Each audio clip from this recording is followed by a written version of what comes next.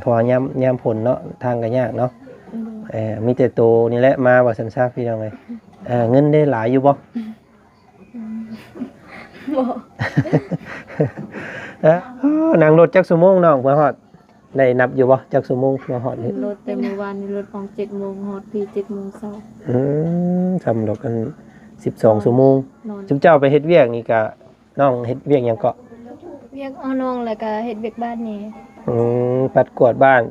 เสร็จถูล้างถ้วยล้างบวงแม่นเบิดเลย แม่น ว้าวนักแท้อันนี้เนาะดีใจนำเด้อเนาะโอ้เพิ่นมาเพิ่นบ่ตกใจบ่แม่เพิ่นลูกสาวบ่ตกใจบ่มีเงินไหมนั่นเนาะแม่ เอ้ย มันก็ลืมเลยที่ใส่เงินก็ไม่ไหมนี่แหละห้องน้ำก็มีนะแม่ทำหัวนั่นแหละ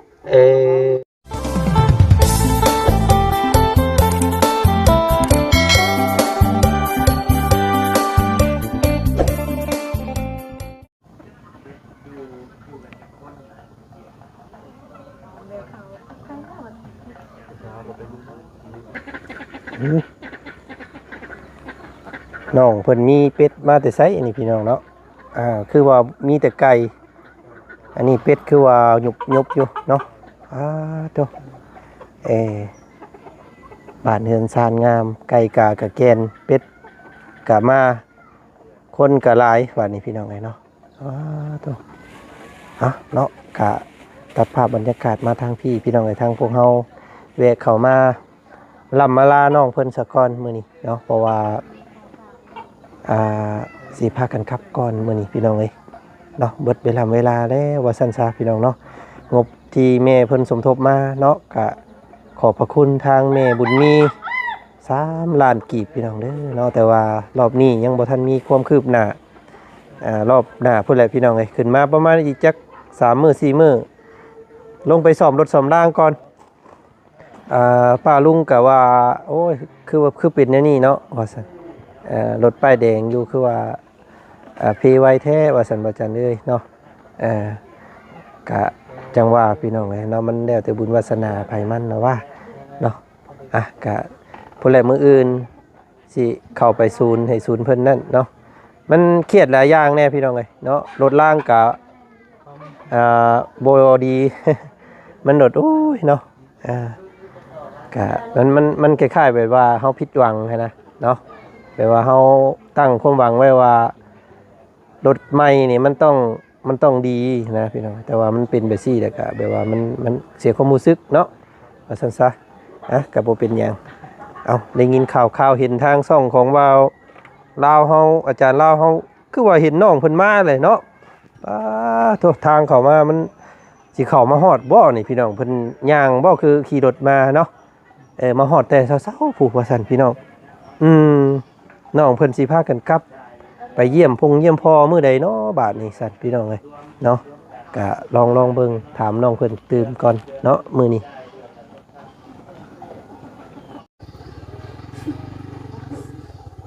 พี่เนาะพี่น้องเอ้ยเบิ่งบ่ออกเลยว่าผู้ใดเป็นน้องเป็นเอื้อยเนาะสบายดีมาฮอดจอดถึงเรียบร้อยเนาะเห็นเด้เพิ่นโทรหามื้อนั้นคือบ่คือเนาะคือบ่คือในอันโทรศัพท์มาฮอดแล้วพี่น้องเนาะขออนุญาตเด้อขอพังเสียงเลยเนาะป้าไปทางกลางหั่นก็ได้จังได้ยินเบิด2เนาะน้องหัวไปรับน้องจักโมงมื้อเช้านี่7 โมง 7 โมงก่อนโตเอารถยังไปรับนะเอารถกิ่งเจ้านี่บ่จ้ะมันรถมันบ่ลากกับเรือไปพุ่นบ่อันนี้เนาะเห็นบ่เพราะว่าทางเข้ายากดียังหัวยัง โอ้ยหมอนี่พี่น้องเอ้ยเนาะทำความรู้จักกันก่อนเนาะโดยอันคนนี้บ่เจ้าว่าอันชื่อจันนะจันยังจันธิดาจันธิดาน้องจันธิดาพี่น้องไงเนาะมึงคือแบบว่าคือหัวเพียงหัวแท้นี่เนาะจักผู้ใดเป็นน้องเป็นเอ้ยเบิ่งบ่ออกได้นี่อายุต่างกันจักปีเนาะปีนึงต่างกันปีเดียวผู้นี้19ผู้นี้18บ่17 2เลยเนาะโอ้ยจักแนวใด เออเด้อเอาพี่น้องไงเนาะมาพ่อกันแล้วบัดนี้สองไอ้น้องเพิ่นเนาะเป็นนี่ได้น้องล่ะเฮือนชานเฮาแตกต่างจากเมื่อก่อนหลายบ่ โดย เมื่อก่อนยังบ่ทันมีอีหยังเลยเนาะ แม่น มาบัดที่นี่โอ้พี่น้องเอ้ยจนลงพุ่นแหละอันนี้ เนาะเอามาฮอดจอดถึงได้ก็ได้อีหยังแน่มาฝากกันมาฝาก มีอีหยัง บ่มีตายแล้วพี่น้องเนาะได้หยังแน่สามารถอันของซุมเจ้าของหลายบ่เสื้อผ้า บ่ค่อยได้รับ เพอยามผลเนาะทางก็ยากเนาะ โดย มีแต่โตนี่แหละมาว่าซั่นซะพี่น้องเอ้ยเงินได้หลายอยู่บ่ บ่ เอ้ยพี่น้องเอ้ยเนาะเงินเดือนเท่าใดก็เอาไปเฮ็ดฮะ 2ล้านห้า เงิน2ล้าน5เดือนหนึงออกเป็นเดือนบ่คือออกเป็นบิ๊ก ออกเป็นเดือน พี่น้องเนาะเอายังบ่ทันสิ้นเดือนนี่คือเพิ่นคือให้ออกมาก่อนแล้ว สิ้นเดือนแล้วสุข่อยว่าสิมื้อแต่วันที่22เงินเดือนสุข่อยออกแต่ว่าบ่มีคนมาแทนก็เลยมื้อประมาณ อ๋ออันทุกๆเดือนเนี่ยมันออกที่22บ่เงิน แม่น ทีนี้มีคนมาเปลี่ยนแล้วบัดนี้ แม่น ก็เลย มาแต่วันอาทิตย์นั่นแหละ ก็เลยได้มาเนาะ โดย ก็เลยได้ออกมาพี่น้องไงมาฮอดอ้อมกอดของครอบครัวคือเก่าเนาะและมื้อใดล่ะบัดนี้สิพากันกับอันไปเยี่ยมไปยามพ่อเนาะแต่ก่อนน้องหัวว่ารอน้องมาว่าซั่นพี่น้องไงเนาะ แล้วน้องกาก็มามื้อนี้เอาไว้รอบหนึง ไปดำหน้าก่อนเนาะ โดย ว่าสิพาเมื่อพร้อมกันเลยกะน้องเพิ่นก็ยังบ่ทันได้เบิ่งเฮือนซ้ำเนาะหากก็ฮอดนั่งรถจักชั่วโมงน้องมาฮอดได้นับอยู่บ่จักชั่วโมงมาฮอดนี่ รถแต่เมื่อวานนี้รถออก7 โมงฮอดพี่7 โมงเช้า ทำดอกกัน12ชั่วโมง นอนในรถคืนนึง ตกไปหน่อยเนาะก็ถือว่า700กว่ากิโลซ้ำไปกรุงเทพเนาะเคยไปกรุงเทพบ่ บ่เคย บ่เคยไปแต่ผู้นี้เนาะบ่เคยคือกัน บ่เคย เอาซะโอเคเนาะพี่น้องเนาะกี่ว่าสิเข้ามากินอันว่าอีหยังก็อันของฝากจากกันเลี้ยงจันทน์มีหลักๆข้าวจีใหญ่บ่ข้าวจีอีหยังก็ข้าวจีใหญ่เนาะ บ่ได้ซื้อ บ่ได้ซื้อครับ แม่ โอ้ยน่ะพี่น้องไอ้เนาะก็แล้ว ซื้อ แหละ แต่ปลา ซื้อแต่ปลา แม่ มาผักแม่ใช้สนอปลาได้สิอยากอยู่ได้ทีนี้เนาะ อยากกินของเวียงจันทน์เด้พี่น้องเอ้ยเนาะ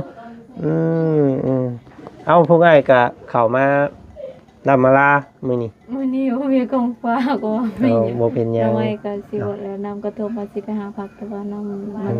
ยังบ่ทันลง โดยบ่เป็นหยังได้แล้วเนาะเอาไอ้ให้น้องสาวไว้ต้อนรับน้องสาวซะวันนี้น้องสาวมาเพิ่มอีกเลยเนาะของอยู่ของกินทุกเจ้าก็ต้องเพิ่มขึ้นอีกบาดนี้เพราะว่าสร้างก็คือสิหยุดก่อนเนาะเพราะว่าผู้แหละมือพวกอ้ายขึ้นมาผู้ใดสินัดสร้างเพิ่นมาใหม่เด้อสิอันเฮ็ดเกี่ยวกับอันบ่งล่างจานนี้กับบันไดนี้แล้วก็มีอยู่3เรื่องที่จะมารอบหน้าเนาะคือเจาะน้ำเรื่องนึงเฮ็ดบันไดแล้วก็เฮ็ดซานคือสมบูรณ์แบบนี้เนาะจังและอันสิมาร่วมงานมีว่าบ่เดี๋ยวมีข่าวดีไปจักเนาะมาพร้อมกันไปสิจังว่ามีข่าวดีๆไปจักมีผู้ว่าสิมาขอบ่ บ่ ยังบ่ ยันว่าเนาะกลับบ้านมา บ่เอา กลับบ้านมาไปสิยันว่ามีอันผู้ว่าตามมาแต่ทั้งเวียงทั้งหยังพุ่นเนาะบ่มีเนาะ บ่มี 17 ปีอันน้องจันเพิ่นเนาะพี่น้องเนาะน้องหัว19แล้วก็อันเอื้อยกกอีกบ่ เนาะ ยังบ่เห็นเอื้อยกกเจ้าจักเทื่อเนาะ แบบเดียวกันนี่บ่หน้าตา ก็สิคล้ายๆกัน เพิ่นได้จักลูกเลย 3 3คนแล้วลูกเพิ่นเนาะโอ้สามสาวแล้วก็1ชายบ่ ผู้หนึงผู้ชายเห็นเสียแล้วยังแต่ผู้หญิงสอง เท่ากับทั้งเบิดลูกกันอ้ายน้องเจ้าจักคนก็1 2 3 4เนาะกับอันผู้ชายน้อยๆนี่แม่นบ่สิได้หมอนผู้ชายนี่แหละสิได้มาอยู่เฮือนใช่นี่เนาะแม่นเนาะเพราะว่าท่านเจ้าพี่อันฮีดอยู่พี่เพิ่นมีแต่ผู้หญิงไปอยู่น้ำผัวเนาะผู้นี้เอาผัวมาเฮือนก็ได้บ่เป็นหยังติผิดบ่ผิดฮีดบ่ บ่ได้บอก แต่ว่าแบบทางผัวเพิ่นยินดีมาอยู่นำเรายันแต่เขาบ่มักอยู่นำ อ๋อยันแต่เพิ่นบ่มาเนาะก็ว่าเพิ่นแบบว่าเต็มใจมากก็มาได้เนาะอืมแต่ส่วนหลายผู้ชายจะบ่ค่อยอยากมาเนาะอืมแบบคล้ายๆกับอ่าบ้านเฮานั่นแหละพี่น้องบ้านเฮาก็ส่วนหลายผู้หญิงนี่จะบ่ค่อยอยากเมื่อนำผู้ชายนะเนาะสิแบบนั้นแต่บ้านทางนี้เพราะว่าผู้หญิงต้องเมื่อเนาะอืมโอ้ยพี่น้องเอาเฮ็ดเฮือนให้งามแต่บัดบ่ได้อยู่เนาะ บ่เป็นหยังเนาะให้น้องกับพ่อกับแม่เนาะก็ซ้ำเฮ็ดให้ซุมเจ้าแล้วเพื่อซุมเจ้าสิได้เนาะจักสิเอายามใดน้องหัวก็ว่าผู้ว่าซั่นพี่น้องเอ้ยผู้แหละเท่าน้ำท่วมหลังเป็ดผู้สิเอาผัวว่าซั่นป้าโตเนาะจักยามใด เนาะเอาดินให้เป็นอันโสดซะก่อนเนาะน้องเนาะเป็นอันให้ฮู้โลกแบบละลายซะก่อนหาเงินไว้ หาเงินให้ละลายก่อนวางอาชีพไปก่อนหาแบบหาแผนจุ๊บเจ้าไปเฮ็ดเวียกนี่ก็น้องเฮ็ดเวียกหยังเกาะ เรียกเอาน้องแล้วก็เฮ็ดเวียกบ้านนี่ ปัดกวาดบ้านเสร็จถูล้างถ้วยล้างบวงแม่นเบิดเลย แม่น ว้าวนักแท้อันนี้เนาะแล้วก็เอาเด็กน้อยน้ำอีก แม่น ป๊า ทั้งเอากลางเว้นแล้วก็กลางคืน มันก็ซ้ำแม่ลูกอ่อนพุ่นแหล้วนี่เนาะ โอ้แต่เก่งได้อแถวแบบซี่เนาะบัดเฮามีลูกมีเต้าก็ง่ายเนาะมันจังอันเฮียนอันประสบการณ์ไว้เพราะว่าเฮาเอาเด็กน้อยได้นี่ก็ซ้ำแบบว่าเฮาบัดอยากมีบัดเฮามีลูกมันก็ง่ายเนาะแม่นบ่เวลาเพิ่นให้เฮาก็จักเพิ่นป้อนเพิ่นจังซั่นจังซี่เนาะโอ้เก่งถือว่าเก่งได้เอาเด็กน้อยได้เก่งนะอีดีเนาะแม่นบ่ถ้าเกิดเว้นกลางคืนเลยจักคนเพิ่นให้เอาอันลูก2คนผู้หนึงไปโรงเรียนแล้ว ผู้หนึ่งเนี่ยเขาเฮียนได้แล้ว แต่ผู้หนึ่งยังน้อยอยู่ แม่น ว้าตัวมันบ่จองซ้ายจองขวาบ่นี่เนาะ หัวบ่ยุ่งบ่ยองบ่แต่นำ โดยมันก็สบายอย่างดีอย่างเนาะเห็นบ่สบายกันอยู่กันกินสบายดินผ้าอากาศแต่ว่าและเงินก็2.5 ล้านนี่ตกเป็นเงินไทยก็สิอยู่ประมาณ 3,000 เนาะ 3,000 กว่าบาทเนาะประมาณนั้นบ่ โอ้เงินไทยเนาะ โดย ล้านหนึ่งกับ1,500 1,600 2 ล้านกับ 3,000 ประมาณ 3,000 กว่าบาทเดือนหนึงเลยพี่น้องเนาะโอ้น้องเพิ่นได้เงินเก็บเท่าใดแล้วขอถามเนี่ย 3 ล้านป้าย ป๊าดเก่งกว่าน้องหัวได้สินี่เนาะน้องหัวเพิ่นยังบ่ได้มีได้พี่น้องเอ้ยเนาะทำพ่อแม่เพิ่นบ่เอาให้นี่น้องเพิ่นก็บ่มีเด้เนาะเดี๋ยวเก็บเงินไว้เด้อ โดย เก็บเงินไว้มารอบหน้ารอบในจังพากันลงไปเยี่ยมพ่อเนาะ โดย เดี๋ยวมารอบนี้เดี๋ยวสิพยายามเอาจดหมายมาให้อ่านเด้อเนาะเพราะว่ามื้ออื่นเนาะมื้ออื่นสิไปเยี่ยมมื้อเยี่ยมเพิ่นอีกเดี๋ยวสิให้ทางตู้พ่อเพิ่นเพิ่นสิเอาออกมาอีกอยู่บ่พี่น้องเอ้ยเนาะอันหนังสือ ความจริงถ้าว่าอันน้องเพิ่นพ่อมื้อนี้พาน้องเพิ่นเมื่อแล้วก็ให้น้องเพิ่นเยี่ยมเองก็ได้ แต่ว่าน้องเพิ่นยังอยู่นำเฮือนก่อนเนาะนอนเฮือนใหม่ก่อนเนาะ โดย คือสิบ่ได้ไปง่ายที่บัดนี้แม่นบ่ไปเฮ็ดเวียก กับโอ้โหคือกัน เนาะ ไม่ได้พร้อมก็ไป กะทางเบิ่งพุ่นแหละเนาะแล้วเขาแล้วน้ำเฮือนซ่านยังข้างนี้ก่อนจังไปสู่เวียกสู่งานอีกเนาะระมัดระวังเด้อไปก็ได้พี่น้องเนาะมีระเบียบวินัยในการเก็บเงินเนาะบ่ได้ดิ้นได้หยังที่กลางค่ำกลางคืน เพราะว่าเอาเล็กน้อยนี่ยากอยู่เด้เนาะ แม่น มันบ่คือเวียกกันอย่างละห้านอาหารแบบว่าห้านเกี่ยวกับงานเสิร์ฟนี่อย่างที่มันแบบมีเวลาไปดินตัวนี้โอ้อย่างยากตัวนี้เนาะคือสิได้เงินอยู่ซะทำงานตัวนี้เนาะครับมันดีกะจังบนไปอีกเด้อ โดย อยู่แถวใดก็ อยู่แถวบ้านดุงนครหลวงนั่นแหละ บ่ฮู้ดอกถามมึงซื่อๆข่อยบ่เคยไป ไปอยู่แต่ว่าบ่ฮู้ไปหลายบ่อนอยู่ว่าจันก็เคยไปเวียงเรื่อยอยู่พี่น้องเนาะบ่คือแม่เจ้าคนเลยเนาะแม่เนาะแสดงว่างามได้พอ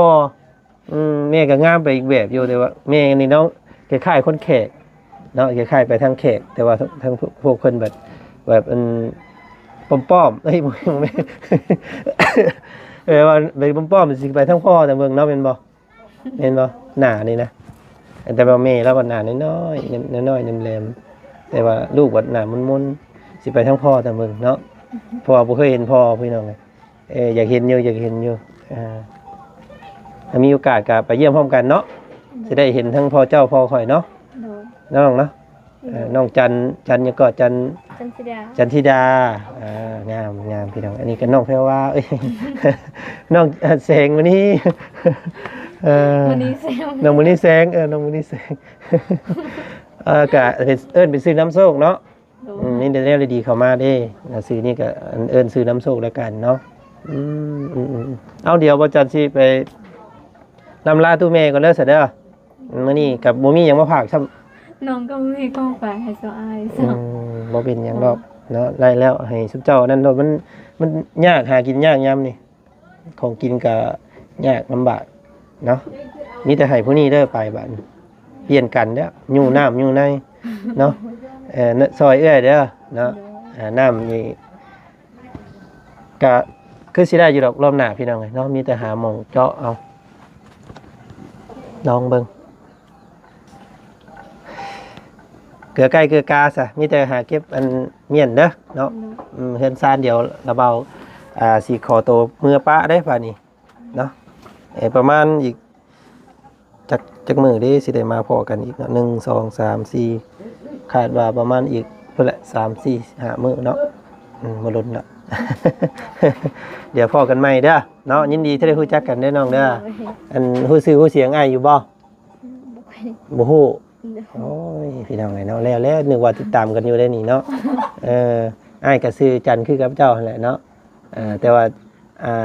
ว่าจันซื้ออ้ายเนาะว่าจันเนี่ยบ่แม่นจันอันจันธิดาได้บ่แม่นนะ บุญจันทร์อ้ายบุญจันทร์เนาะเอิ้นจันจะซื้อก็ได้เนาะเอิ้นอ้ายจันเนาะเอิ้นลุงจันก็ได้เท่าแล้ว เนาะอันเครื่องอายุทุกเจ้าแล้วแหละว่าซั่นซะเนาะก็เอิ้นลุงก็ได้บ่เป็นหยังเนาะยินดีที่รู้จักกันเนาะแม่เนาะโดยเอาลูกสาวเป็นแต่ฮักแต่แพงพี่น้องเอ้ยเด้อเอามีอยู่ได้ของภาคอ่ะเนาะว่าบ่มีนี่มีแนวมาให้เก็บอยู่โอ้บ่เป็นหยังแม่บ่ไล่แล้วเนาะบ่เป็นหยังได้มากเดือยพอได้นั่งกันเก็บคองคอยอันผู้บ่าวมาดินน้ำ เว้าหยอกเด้ออย่าให้กันได้เบิ่งคือช่วงที่ซีเรียสซ้ำช่วงนี้พี่น้องเนาะช่วงที่หยอกบ่ได้ครับเนาะ เดี๋ยวเราอยู่ตีกันเด้อเนาะเว้าหยอกเด้อเดี๋ยวไปสั่นเมื่อก่อนมื้อนี้สบายดีลาก่อนเด้อเนาะ ทางปลอดภัยเด้อ โดยพี่น้องโอ้ยเนาะมี2คนเด้อมาบัดนี้พี่น้องเอ้ยเพิ่นก็มีเฟซอยู่บ่เจ้ามีเฟซบ่ มี จักเทื่อนี่อันระบาวลงเฟซนี้ไปนี่โอ้ยมีผู้บ่าวอยากกันได้เพจด้วยแล้วนี่พี่น้องเอ้ยเนาะ น้องหัวนี่เพิ่นอยากมีตอนนั้นอยากมีผู้บ่าวไทยเนาะแต่น้องเด้เพราะ บ่ค่อยอยาก บ่ค่อยอย่างนี้เนาะโอเค หาเงินก่อน โอ้ยอย่าเผาหาลายได้เป็นผู้หญิงเนาะเดี๋ยวผัวสิบ่มีเดี๋ยวผัวสิสบายโพดฮะเนาะให้ผัวเลี้ยงแน่ เอาเฮาซอยตัวเฮาเองก่อนเนาะในเรื่องอนาคตบ่ฮู้ว่าไผสิเลี้ยงไผเนาะผู้ชายนี่บางคนก็เพิ่นก็อาจสิมาเลี้ยงเฮาเนาะบางเทื่อก็เฮาก็เลี้ยงเพิ่นก็มีแล้วแต่บุญวาสนาเนาะน้องเนาะขอให้พ่อคนดีทั้งสองเด้อเนาะสมเจ้าเป็นคนดีก็ขอให้พ่อคนดีด้วยกันเนาะเอารุ่นกันผู้ใดสิได้ก้อนสับพี่น้อง บ่หยอกเด้อเอาไม้มาแล้วบ่เด้ออย่าให้กันเด้อโอ้ยเนาะบ่หยอกน้องเพิ่นหลายแล้วพี่น้องเอ้ยให้หยอกแน่เพราะว่าเพิ่นมาใหม่พี่น้องเอ้ยเนาะหยอกกันน้องหัวเพิ่นหลายเลย เนาะเอาพี่น้องหาออกไปหาล้างรถก่อนค่อยก็สิได้กลับก็คือสิคำเติบหน่อยนึงเนาะเพราะว่าลงไปล้างรถอีกเด้นี่แบะไปล้างหาเมไปหาน้องน้องวีอีกตื่มก่อนนี่ยังพี่เนาะกะนี่แหละข้างไว้ก่อนเด้อเนาะป้าลุงผู้ที่เพิ่นมอบหมายให้เพราะว่าเบิดเวลามื้อนี้ขึ้นมาลนเลยพี่น้องเอ้ยโมเมนต์เบิดเวลาและเบิดเงินเนาะ เมื่อหาของเงินเมียก่อน หาเงินขอเงินเมียเสียค่าห้องก่อนมันมาหล่นเด้อพี่น้องเอ้ยเนาะกะเมื่อเมียนข้าวเมียนน้ำน้ำพรหน้ายังบ่แล้วเนาะแต่ว่าสิเอาน้องอันจันนี่บ่กับน้องอันหัวเมื่อเกี่ยวข้าวซอยเนาะแม่เพิ่นสิอนุญาตอยู่บ่เนาะ พี่นึ่งข้าวตลอดเลยทางแม่เพิ่นก็ได้มื้อนี้แม่เพิ่นยิ้มเด้พี่น้องลูกสาวมาครบเนาะสบายดีเด้อแม่ นึ่งข้าวอีกเลยพี่น้องอันลูกสาวได้ยังมาผาก ชื่อปลาดุกมันน่าเฮ็ดกิน โอ้เพิ่นชื่ออยู่ตลาดอันเชฟโปนนี้ โดย โอ้นึกว่าได้ของผากจากเวียงบ่แม่น ฝากให้ลูกกินนี่นะว่าชื่อเฮ็ดกินอยู่นี่ยันนั่นได้เฮ็ดกิน โอ้โดยเอาดีใจนำเด้อเนาะโอ้เพิ่นมาเพิ่นบ่ตกใจบ่แม่เพิ่นลูกสาวบ่ตกใจบ่ มีเฮือนไม้กันเนาะแม่ เอ้ย มันก็ลืมเลยที่ใส่เฮือนก็ไม้นี่แหละห้องน้ำก็มีนะแม่ทำหัวนั่นแหละ เนาะโอ้ยนี่ขนาดอันลูกสาวได้นี่เนาะแม่เนาะกระเสือนเตสิพ่อเนาะคำพ่อออกมานี่โอ้ตกใจได้นี่พี่น้องเอ้ยตั้งแต่อันพ่อเพิ่นเข้าไปคุกนี่ตั้งแต่น้องหัวเพิ่นยังบ่ทันได้ปะผัวเพิ่นบ่โอ้ตอนนั้นน้องหัวเพิ่นยังอยู่นํครอบครัวอยู่เนาะเพิ่นบ่ได้ฮู้ได้บ่เพิ่นปะกันนี่เนาะนี่ก็ยังน้อยเนี่ยจัด โอ้แสดงว่าพ่อเพิ่นก็ถูกแต่ลนแล้วซั่นนี่พี่น้องเนาะเพราะว่าน้องหัวเพิ่นก็หาก็เลิกลากันนี่เนาะบ่ได้ลนเนาะเอาจักเรื่องอีหยังอียากก็บ่ฮู้หน้าบ่ฮู้หลังได้พอเล่าพี่น้องก็อยู่ในผู้เนาะบ่ฮู้ว่าลูกเมียทั้งนี้เป็นจังไดเรือนซ่านเป็นแนวใดแน่เนาะออกมานี่ก็โอ้โทษว่าซั่นแหละเนาะเอาเดี๋ยวโอ้เนาะซุมเจ้าก็บ่ได้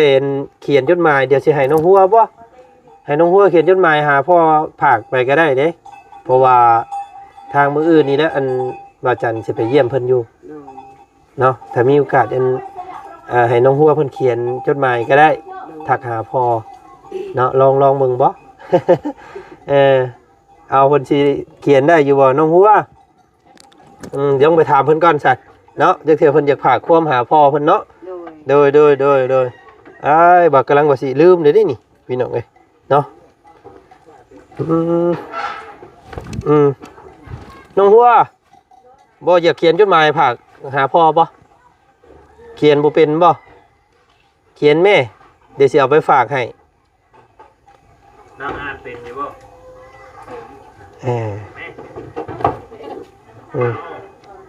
เขียนหาก็ได้เนาะบอกเรื่องราวตอนนี้มันเป็นนี่ไรเนาะเพื่อนซานบ้านซอง เอาสันโอเคเด้อพี่น้องเลยเนาะกะน้องเพิ่นให้น้องเพิ่นอยู่น้ำกันก่อนเดี๋ยวจังว่ากันเรื่องไปเยี่ยมไปยามตู้พ่อเงินคำที่ผู้รับผู้ใหญ่เพิ่นมอบให้กะถือว่าเพียงพออยู่พอกันไปเยี่ยมไปยามเนาะมันกะบ่ได้แพงจนเกินไปกะสรุปกับสิราวๆประมาณถ้า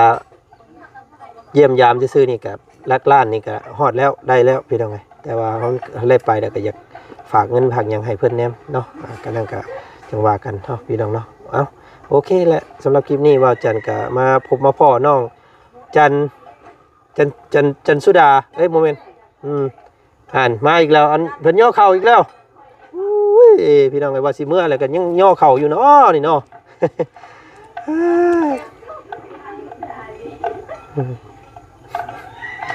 เสร็จเนาะขอตัวลาก่อนคลิปนี้พี่น้องเลยข้างไว้ซ้ำนี่ก่อนเด้อเนาะตั้งแต่บทสุขุสุคนที่เพิ่นสดสวยเดี๋ยวพอแหละมารอบหน้ารอบในสีสารต่ออีกเนาะมื้อนี้ไปแล้วเด้อพี่น้องเจอกันใหม่เนาะ